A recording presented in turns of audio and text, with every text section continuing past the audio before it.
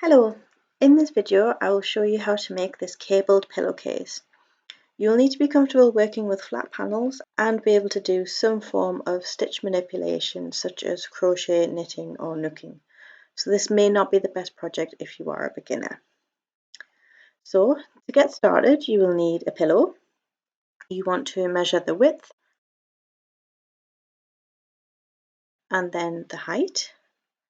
I won't be doing any fastenings, so I will add a bit of overlap to the height.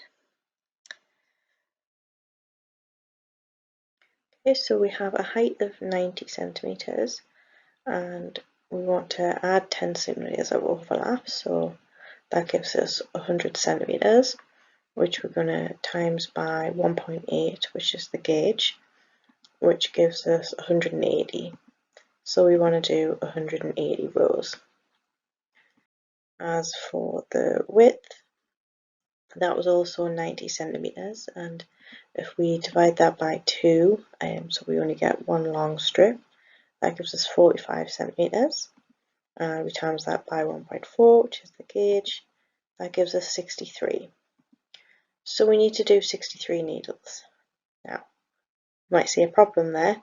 The Sentro Knitting Machine only has 44 needles. So if we minus 44 from 63, we need 19 extra needles, which doesn't work because my extenders only add 6. So if I add 3 extenders, we can add 18 extra needles.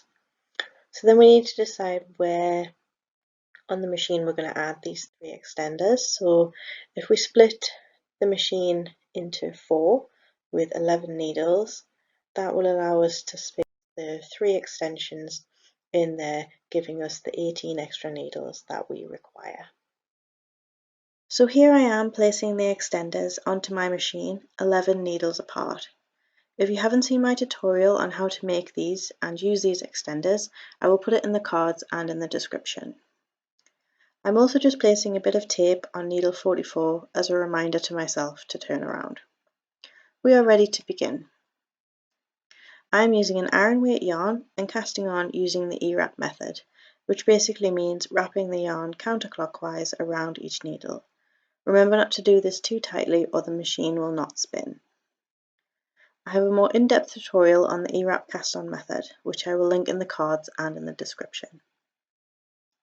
When we reach the first extender, place the yarn guide right on top of it and wrap the yarn around it. Do that for all 3 extenders and all needles until you reach the tape.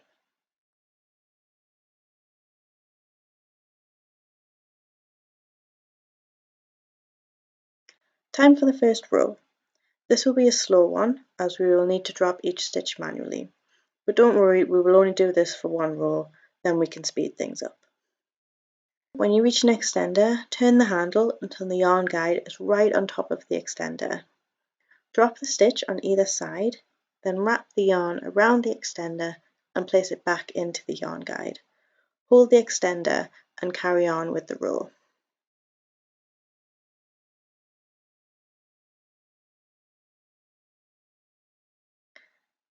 And if you break your extender, don't try to just power through like I did, it will fall off. But it's no big deal, I will fix it once I finish the row. Oh, doesn't it just look so sad laying there on the floor like that? So let's go get some tape and fix this little fella up. Spoiler alert, the tape wasn't good enough and I'll do a better fix later on. But for now, let's put him back where he belongs and get on to the fun bit. Grab your row counter and go back and forth for 180 rows. Remember, every time you reach an extender, drop the stitch from either side, wrap the yarn and hold it steady. As I did this, I just recited to myself, drop, drop, wrap and hold, drop, drop, wrap and hold, like my own little shanty tune. And after about 15 rows, that extender broke again. So this time I added some card on either side to reinforce it, and that did the trick. I ended up having to do this to all of my extenders after about 100 rows, so it might be worth just adding them before you get started. So as you can tell by the change in lighting, some time has passed and I have completed my 180 rows and it's time to cast off. Cut your yarn, leaving a long tail for seaming up the side, and with a darning needle and some scrap yarn, start casting off. I recommend using a different piece of yarn per section, so you will need 4 pieces of scrap yarn.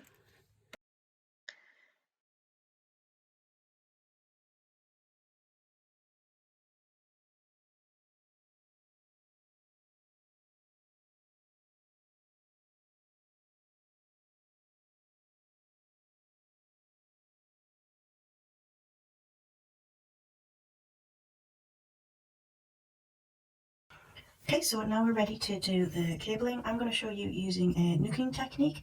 If you don't have a nook and you want to do this with crochet, I will link my video in the description on how you can do this with a crochet hook. So you're going to need your nook, which is just a crochet hook with a hole in the end, and some waste yarn.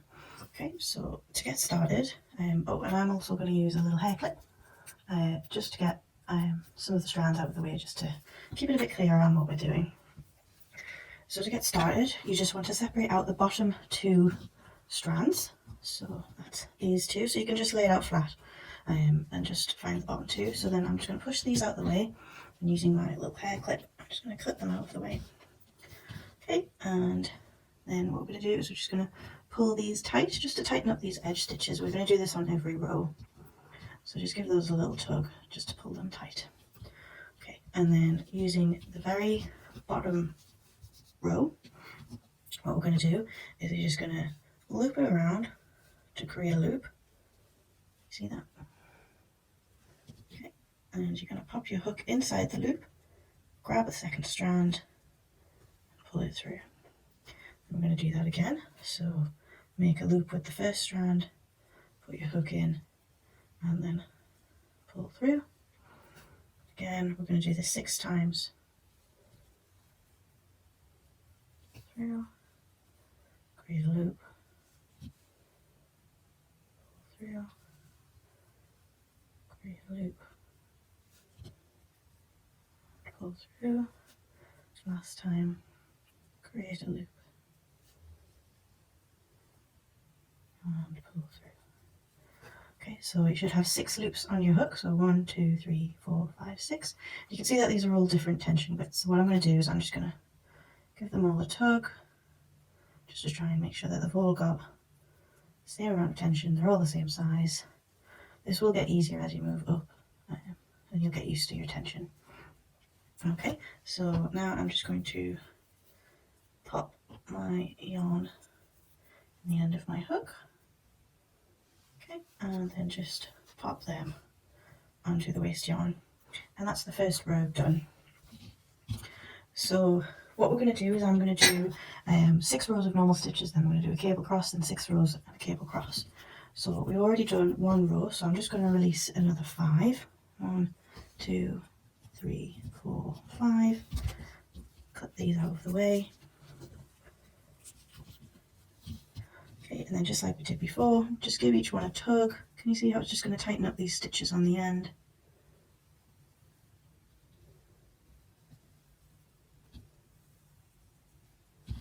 And same on this side.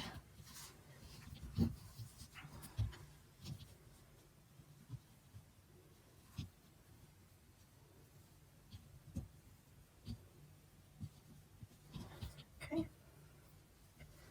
Nice. Now we've got the next 5 strands we want to work with, so I'm just going to release 1.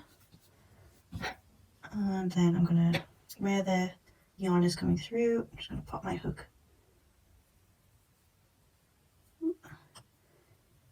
in there, grab the yarn, pull up into the next one, yarn over, pull it through, into the third one, yarn over, pull through,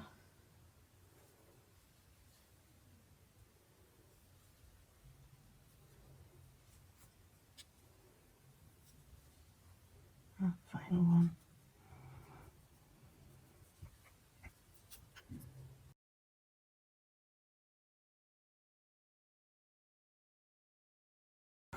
Okay, so again, I'm just going to even out the tension just by giving each stitch a pull.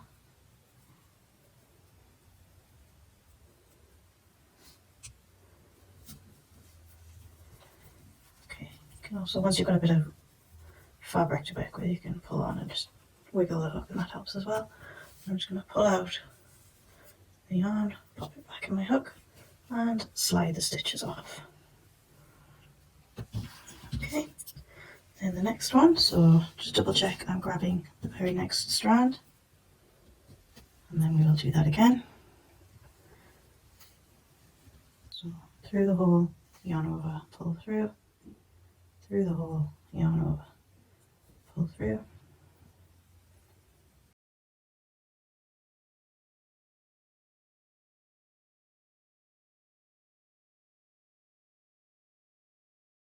We've got the first 6 knit stitches done. I forgot to mention you should be doing this with the purl side facing up, so obviously then the cables are going to pop a little bit more. Okay, so now we're ready to do a cable cross. So I'm just going to release just one strand, just the next strand. Okay, put a little tug on either side to tighten up the stitch. And then anyone who does know how to knit or to nook will know that to do a cable, we need to do these stitches before we do these ones. So I'm just going to move the stitches over there. So I'll just push those 3 out of the way, and I've got these 3 to do first. So I'll pop my hook into this stitch and pull through,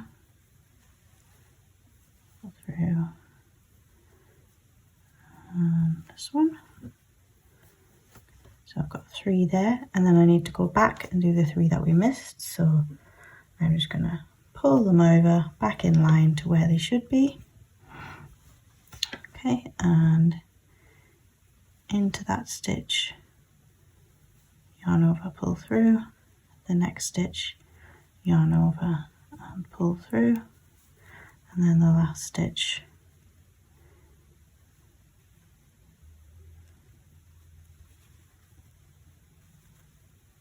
yarn over and pull through. You just want to make sure that you've definitely done all 6. So I've got 1, 2, 3, 4, 5, 6. They're all done. Then I'm going to pull out this yarn. It may be a little stiff, so you might just have to hold your project a little more firmly. Pop it out. Pop it in the tail of your nook and pull through. And then we have the first cable cross. So now I'm going to release 6 more lines for normal stitches. So 1, 2, 3, 4, 5, 6. Pop these out of the way. And then just like we did before, just going to give each of them a tug. As you can see down here, these stitches are just a little big. Give them all a tug. And same on this side. You can see these ones are really large.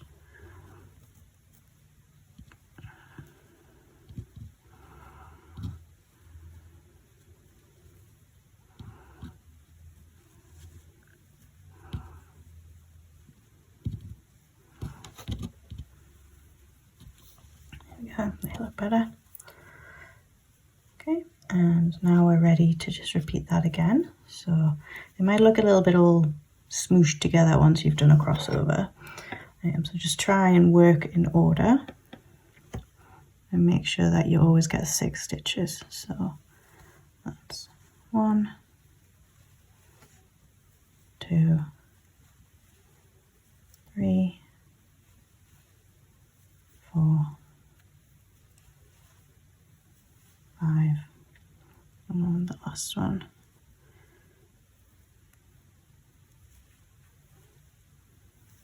6. Give everything a tug, pull it up in a wiggle, and remove the yarn.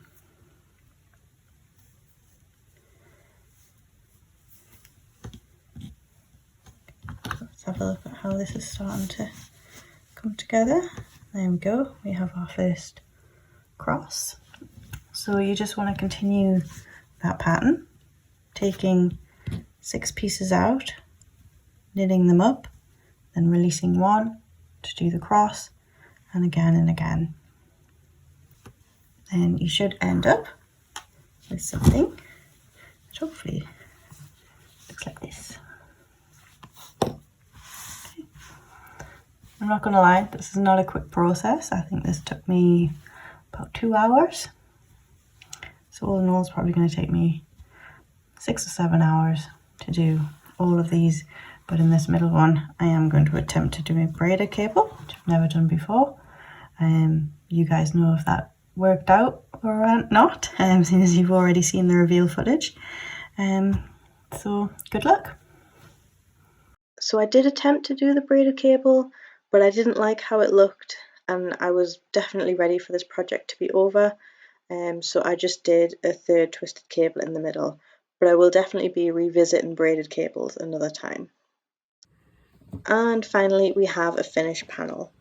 We need to finish the edges before we can start seaming.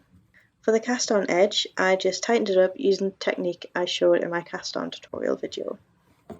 For the cast off edge, I decided to go with a single crochet, as I think that will look nice on the back of the pillow, but you can do whatever cast off method you're comfortable with. Now I'm just measuring 10 centimeters up from the bottom edge and marking it with a stitch marker, then overlapping it with the top edge,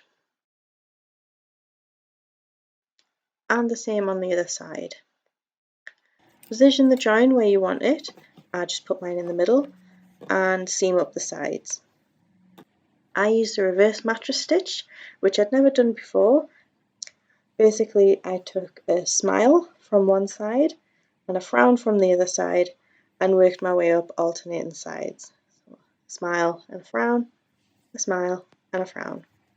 But I think it turned out okay, and it was quite easy. And then all that is left to do is put the pillow inside and enjoy.